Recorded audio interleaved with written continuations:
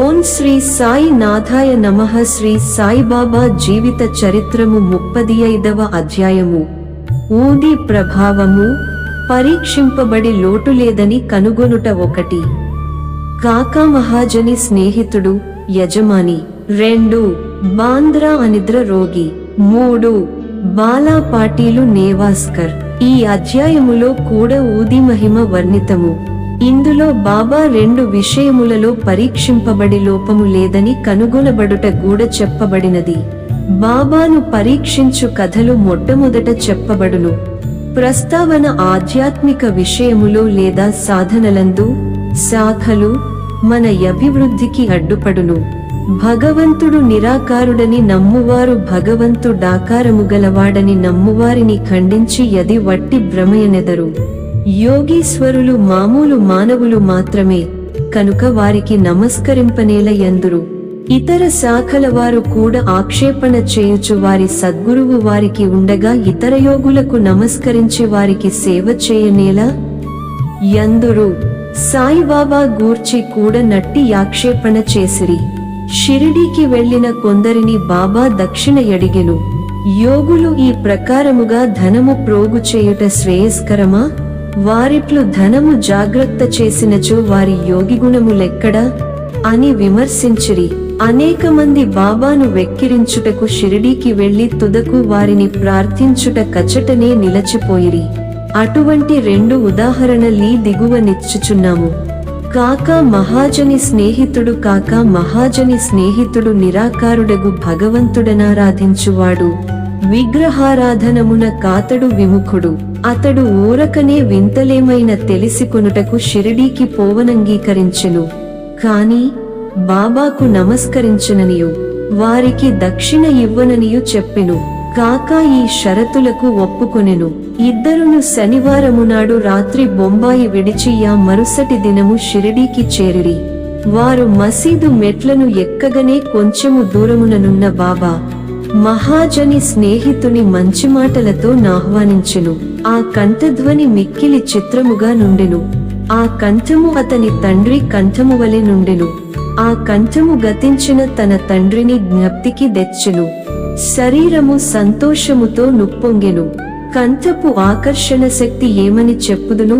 మిగుల నాశ్చర్యపడి యా స్నేహితుడు, ఇది తప్పనిసరిగా మా తండ్రి కంఠమే యనెను. వెంటనే మసీదు లోపలికి వెళ్లి తన మనోనిశ్చయమును మరచినవాడై బాబా పాదములకు నమస్కరించెను. ఉదయం ఒకసారి మధ్యాహ్నం ఒకసారి బాబా దక్షిణ ఎడుగగా కాకా మహాజని ఇచ్చెను. బాబా కాకానే దక్షిణ ఎడుగుచుండెను. కాని అతని స్నేహితుని అడుగలేదు. అతని స్నేహితుడు కాకా చెవిలో, బాబా నిన్నే 2 సార్లు దక్షిణ ఎడిగెను. నేను నీతోనున్నాను, నన్నెందుకు విడిచిపెట్టుచున్నారు అని అడిగెను. నీవే బాబాను అడుగుము అని అతడు జవాబిచ్చెను. తన స్నేహితుడేమని చెవిలో నూదుచున్నాడని బాబా కాకా మహాజని నడుగగా తన స్నేహితుడు తాను కూడా దక్షిణ ఇవ్వవచ్చునా అని బాబాను అడిగెను. బాబా, నీకిచ్చుటకు మనమున నిష్టము లేకుండెను కాన నిన్నడుగలేదు. కాని ఇప్పుడు నీకిష్టమున్న ఎడల ఇవ్వవచ్చు ననెను. కాకా ఇచ్చినంత అనగా 17 రూపాయలు దక్షిణము అతని స్నేహితుడు కూడనిచ్చెను. బాబా ఎప్పుడు కొన్ని మాటలు సలహారూపముగా నిట్లు చెప్పెను.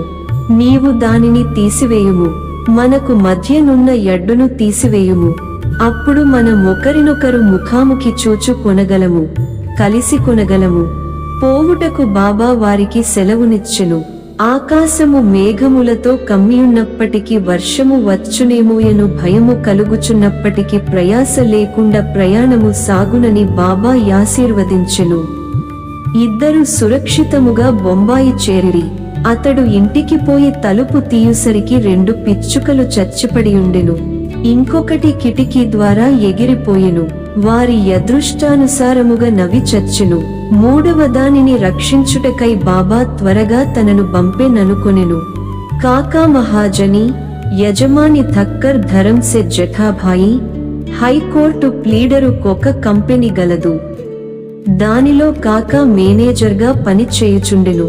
యజమానియు మేనేజరును అన్యోన్యముగా నుండెడివారు. కాకా షిరిడీకి అనేకసారులు పోవుట, కొన్ని దినము లచ్చట నుండి తిరిగి బాబా ఎనుమతి పొంది వచ్చుట మొదలగునవి థక్కరుకు తెలియును. కుతూహలము కోసము బాబాను పరీక్షించు ఆసక్తితోనూ థక్కర్ కాకాతో హోళీ సెలవులలో షిరిడీకి పోవా నిశ్చయించుకొనెను. కాకా ఎప్పుడు తిరిగి వచ్చునో ఎనునది నిశ్చయముగా తెలియదు కనుక థక్కరింకొకరిని వెంట తీసుకుని వెళ్ళెను. ముగ్గురు కలసి బయలుదేరిరి.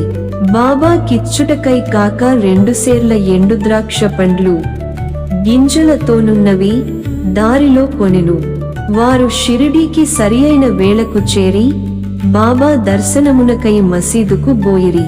అప్పుడక్కడ బాలాసాహెబు తర్ఖడుండెను. తర్ఖడ్ మీరెందుకు వచ్చితిరని థక్కరు నడిగెను. దర్శనము కొరకని థక్కరు జవాబిచ్చెను. మహిమలేమైనా జరిగినవా అని థక్కర్ ప్రశ్నించెను. బాబా వద్ద ఏమైనా అద్భుతములు చూచుట తన నైజము కాదనియు, భక్తులు ప్రేమతో కాంక్షించునది తప్పక జరుగుననియు తర్ఖడ్ చెప్పెను. కాకా బాబా పాదములకు నమస్కరించి ఎండు ద్రాక్ష పండ్లను అర్పించెను. బాబా వానిని పంచిపెట్టుమని యాజ్ఞాపించెను. థక్కరుకు కొన్ని ద్రాక్షలు దొరికెను. అతనికి అవి తినుటకిష్టము లేదు. ఎందుచేత ననగా తన వైద్యుడు కడిగి శుభ్రపరచనిదే తినకూడదని సలహా ఇచ్చియుండెను. ఇప్పుడతనికి అది సమస్యగా తోచెను. తనకు వానిని తినుటకిష్టము లేదు, కాని బాబా తినుట కాజ్ఞాపించుటచే పారవేయలేకుండెను. పారవేసినట్లయితే బాగుండదని వానిని నోటిలో వేసికొనెను. గింజలనేమి చేయవలయునో తోచకుండెను. మసీదులో గింజలుమ్మివేయుటకు జంకుచుండెను. తన ఇష్టమునకు వ్యతిరేకముగా తుదకు తన జేబులోనే వేసికొనెను. బాబా యోగి అయినచో తనకు ద్రాక్ష పండ్లు ఇష్టము లేదని తెలియదా? బాబా వాని నేల బలవంతముగా నిచ్చెను. ఈ యోలోచన అతని మనస్సున తట్టగానే బాబా ఇంకను మరికొన్ని ద్రాక్ష పండ్లు ఇచ్చెను. అతడు వానిని తినలేదు, చేతిలో పట్టుకొనెను. బాబా వానిని తినుమనెను. వారి యాజ్ఞానుసారము తినగా వానిలో గింజలు లేకుండెను. అందుకతడు మిగుల నాశ్చర్యపడెను. అద్భుతములు చూడలేదను కొనెను గాన నాతనిపై నీ అద్భుతము ప్రయోగింపబడెను. బాబా తన మనస్సును గనిపెట్టి గింజలు గల ద్రాక్ష పండ్లను గింజలు లేనివానిగా మార్చివేసెను. ఏమి ఆశ్చర్యకరమైన శక్తి! బాబాను పరీక్షించుటకు తర్ఖడు కెట్టి ద్రాక్షలు దొరికెనని అడిగెను. గింజలతోనున్నవి దొరికెనని తర్ఖడ్ చెప్పెను. థక్కరు ఆశ్చర్యపడెను. తనయందుద్భవించుచున్న నమ్మకము దృఢపరచుటకై బాబా యథార్థముగా యోగి అయినచో ద్రాక్ష పండ్లు మొట్టమొదట కాకాకివ్వవలె ననుకొనెను. అతని మనస్సునందున్న ఈ సంగతి కూడా గ్రహించి బాబా కాకా వద్ద నుంచి ఎండు ద్రాక్షల పంపిణీ ప్రారంభింపవలయునని యాజ్ఞాపించెను. ఈ నిదర్శనముతో థక్కరు సంతుష్టి చెందెను.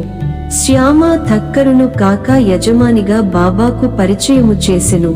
అందుకు బాబా ఇట్లనెను, అతడెట్లు వానికి యజమాని కాగలడు? అతని యజమాని వేరొకరు గలడు. కాకా ఈ జవాబుకు చాలా ప్రీతి చెందెను. తన మనోనిశ్చయము మరచి థక్కరు బాబాకు నమస్కరించి వాడాకు తిరిగిపోయెను. మధ్యాహ్నహారతి అయిన పిమ్మటు వారందరూ బాబా సెలవు దీసికొనుటకు మసీదుకు బోయిరి. శ్యామ వారి పక్షమున మాట్లాడెను. బాబా ఇట్లు చెప్పదొడంగెను, ఒక చంచల మనస్సుగల పెద్ద మనుష్యుడుండెను. అతనికి ఆరోగ్యము ఐశ్వర్యము కూడనుండెను. ఎట్టి విచారములు లేకుండెను. అనవసరమైన యారాటములు పైన వేసుకుని ఎక్కడెక్కడ తిరుగుచు మనశ్శాంతిని పోగొట్టుకొనుచుండెను. ఒక్కొక్కప్పుడు భారములన్నీయు వదిలివేయుచుండెను, మరొకప్పుడు వానిని మోయుచుండెను. అతని మనస్సునకు నిలకడ లేకుండెను. అతని స్థితి కనిపెట్టి కనికరించి, నేను నీకిష్టము వచ్చిన చోట నీ నమ్మకము పాదుకొల్పుము. ఎందుకిట్లు భ్రమించెదవు? ఒకే చోట నాశ్రయించుకుని నిలకడగా నుండు మని చెప్పితిని. వెంటనే ధక్కరదియంతయు తన గూర్చియే అని గ్రహించెను. కాకా కూడా తన వెంట రావలెననుకొనెను. కాని కాకాకు అంత త్వరగా షిరిడీ విడుచుట కాజ్ఞ దొరకునని ఎవ్వరనుకొనలేదు. బాబా దీనిని కూడా కనుగొని కాకాను అతని యజమానితో పోవుట కనుజ్ఞనిచ్చెను. ఈ విధముగా బాబా సర్వజ్ఞుడనుటకు ధక్కరు కింకొక నిదర్శనము దొరికెను. బాబా కాకాను 15 రూపాయలు దక్షిణ ఎడిగి పుచ్చుకొని అతని కిట్లని చెప్పెను. నేను 1 రూపాయి దక్షిణ ఎవరి వద్ద నుంచి గాని తీసుకొనినచో దానికి 10 రెట్లు ఇవ్వవలెను. నేనూరకనే ఏమి తీసుకొనను. యుక్తాయుక్తములు తెలియకుండగా నేనెవరిని అడుగను. ఫకీరెవరిని చూపునో వారి వద్దనే నేను తీసుకొనెదను. ఎవరైనా ఫకీరుకు గత జన్మ నుంచి బాకీ యున్నచో వాని వద్దనే ధనము పుచ్చుకొందును. దానము చేయువాడిచ్చునది ప్రస్తుతము విత్తనములు నాటుట వంటిది. అది మునుముందు గొప్ప పంట అనుభవించుట కొరకే. ధర్మము చేయుటకు ధనముపయోగించవలెను. దానిని సొంతమునకు వాడుకొనిన నది వ్యర్థమైపోవును. గత జన్మలో నీవిచ్చియుంటేనే గాని నీవిప్పుడనుభవించలేవు. కనుక ధనమును పొందవలెననినచో దానిని ప్రస్తుతమితరులకిచ్చుటయే సరియైన మార్గము. దక్షిణ ఇచ్చుచున్నచో వైరాగ్యము పెరుగును. దానివలన భక్తి జ్ఞానములు కలుగును. 1 రూపాయినిచ్చి 10 రూపాయలు పొందవచ్చును. ఈ మాటలు విని ఠక్కరు తన నిశ్చయమును మరచి 15 రూపాయలు బాబా చేతిలో పెట్టెను. షిరిడీకి వచ్చుట మేలైనదనుకొనెను. ఏలన అతని సంశయములన్నీయును తొలగెను. ఆతడెంతయో నేర్చుకొనెను. అటువంటి వారి విషయములో బాబా ప్రయోగించు యుక్తి మిక్కిలి యమోఘమైనది. అన్ని బాబాయే చేయుచున్నను, దేనియందభిమానముంచలేదు. ఎవరైనను నమస్కరించినను నమస్కరించకపోయినను, దక్షిణ ఇచ్చినను ఈయకున్నను తనకందరూ సమానమే. బాబా ఎవరిని అవమానించలేదు. తనను పూజించినందుకు గర్వించెడివారు కాదు. తనను పూజించలేదని విచారించెడువారు కాదు. వారు ద్వంద్వాతీతులు. నిద్ర పట్టని రోగము బాంద్రా నివాసి కాయస్థ ప్రభుజాతికి చెందిన ఒక పెద్ద మనుష్యుడు చాలాకాలము నిద్ర పట్టక బాధపడుచుండెడివాడు. నిద్రించుటకై నడుము వాల్చగనే గతించిన తన తండ్రి స్వప్నములో గానిపించి తీవ్రముగా తిట్టుచుండెడివాడు. ఇది అతని నిద్రను భంగపరచి రాత్రియందస్థిరునిగా చేయుచుండెను. ప్రతిరోజెట్లు జరిగి ఏమి చేయుటకు తోచకుండెను. ఒకనాడు బాబా భక్తునితో నీ విషయము మాట్లాడెను. బాబా ఊదియే దీనిని తప్పనిసరిగా బాగుచేయునని అతడు సలహా ఇచ్చెను. అతడు వానికి కొంత ఊదీనిచ్చి ప్రతిరోజు నిద్రించుటకు ముందు కొంచెము నుదుటకి రాసుకొని మిగత పొట్లమును తలక్రింద దిండుకు దిగువ బెట్టుకొను మనెను. ఇట్లు చేసిన పిమ్మట సంతోషము ఆశ్చర్యము కలుగునట్లు అతనికి మంచి నిద్ర పట్టెను. ఎట్టి చికాకు లేకుండెను. అతడు సాయిని నిత్యము స్మరించుచుండెను. సాయిబాబా పటమును తెచ్చి గోడపై వ్రేలాడదీసెను. దానిని ప్రతిరోజు పూజించుచుండెను. గురువారము నాడు పూలమాల వేయుచుండెను. నైవేద్యము సమర్పించుచుండెను. పిమ్మట నతని వ్యాధి పూర్తిగా తగ్గిపోయెను. బాలాజీ పాటీలు నేవాస్కరు వీరు బాబాకు గొప్ప భక్తులు. వీరు ఫలాపేక్ష లేకుండా చాలా మంచి సేవ చేసిరి. ఇతడు షిరిడీలో బాబా ఏ మార్గముల ద్వారా పోవుచుండెనో వానినన్నిటిని తుడిచి శుభ్రము చేయుచుండెను. వారి అనంతరము ఈ పని రాధాకృష్ణమాయి యతి శుభ్రముగా నెరవేర్చుచుండెను. ఆమె తరువాత అబ్దుల్లా చేయుచుండెను. బాలాజీ ప్రతి సంవత్సరము పంట కోయగనే దానినంతయు తెచ్చి బాబా కర్పితము చేయుచుండెను. బాబా ఇచ్చిన దానితో తాను కుటుంబమును పోషించుకునువాడు. ఈ ప్రకారముగా నతడు చాలా సంవత్సరములు చేసెను. అతని తరువాత అతని కుమారుడు దానినవలంబించెను. ఊదీ ప్రభావము ఒకనాడు బాలాజీ సాంవత్సరికమునాడు నేవాస్కరు కుటుంబము వారు కొంతమంది బంధువులను భోజనమునకు పిలచిరి. భోజన సమయానికి పిలచిన వారి కంటే 3 రెట్లు బంధువులు వచ్చిరి. నేవాస్కరు భార్యకు సంశయము కలిగెను. వండిన పదార్థములు వచ్చిన వారికి చాలవనియు కుటుంబ గౌరవమునకు భంగము కలుగుననియు ఆమె భయపడెను. ఆమె యత్తగారు ఓదార్చుచు, భయపడకుము, ఇది మనది కాదు, ఇది సాయి ఆహారమే. అన్ని పాత్రలు గుడ్డలతో పూర్తిగా కప్పివేయుము. వానిలో కొంచెము ఊది వేయుము. గుడ్డ పూర్తిగా తీయకుండా వడ్డన చేయుము. సాయి మనలను కాపాడును అనెను. ఆమె ఈ సలహా ప్రకారమే చేసెను. వచ్చిన వారికి భోజన పదార్థములు సరిపోవుటయేగాక ఇంకను చాలా మిగిలెను. తీవ్రముగా ప్రార్థించినచో యథాప్రకారము ఫలితమును పొందవచ్చునని ఈ సంఘటనము తెలుపుచున్నది. సాయి పామువలె గాన్పించుట. ఒకనాడు షిరిడీవాసి రఘుపాటీలు నెవాసెలో నున్న బాలాజీ పాటీలింటికి వెళ్ళెను. ఆనాడు సాయంకాలం ఒక పాము ఆవుల కొట్టము లోనికి బుసకొట్టుచు దూరెను. అందులోని వసువులన్నీయు భయపడి కదలజొచ్చెను. ఇంటిలోని వారందరూ భయపడిరి. కాని బాలాజీ శ్రీ సాయియే ఆ రూపమున వచ్చెనని భావించెను. ఏమీయు భయపడక గిన్నెతో పాలు తెచ్చి సర్పము ముందు బెట్టి ఇట్లనెను, బాబా ఎందుకు బుసకొట్టుచున్నావు? ఎందులకి ఎలజడి? మమ్ము భయపెట్టదలచితివా? ఈ గిన్నెడు పాలను దీసికొని నెమ్మదిగా త్రాగుము. ఇట్లనుచు అతడు దాని దగ్గర నిర్భయముగా గూర్చుండెను. ఇంటిలోని తక్కిన వారు భయపడిరి. వారికి ఏమి చేయుటకు తోచకుండెను.